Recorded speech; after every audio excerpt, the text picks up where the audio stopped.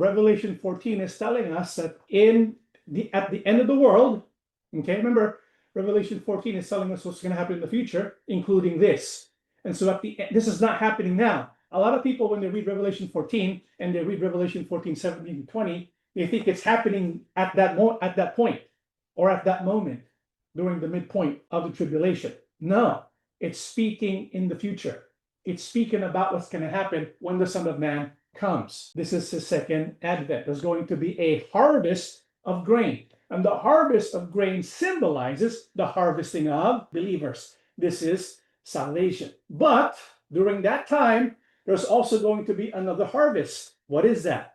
Then another angel came out of the temple, which is in heaven, he also having a sharp sickle. And another angel came out of the altar who had power over fire. And he cried with a loud cry to him who had the sharp sickle, saying, "Thrust in your sharp sickle and gather the clusters of the vine of the earth, for her grapes are fully ripe." So the angel thrust his sickle into the earth and gathered the vine of the earth and threw it into the great winepress of the wrath of God. And the winepress was trampled outside the city, and blood came out of the winepress up to the horses' bridles for 1,600 furlongs. And so here, what we find is another harvest, but this time it's not the harvest of grain, it's the harvest of what? Grapes. And why is it pictured as a harvest of grapes? To symbolize the wrath of Yahushua. Because the Bible tells us that the grapes are placed on a winepress, and back then, the purpose of why they harvested grapes was to produce what? What's the purpose of grapes? To produce wine. And how do they produce wine?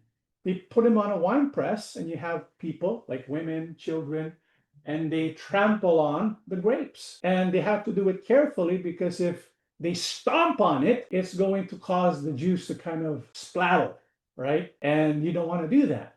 But here, it seems that this is what's happening.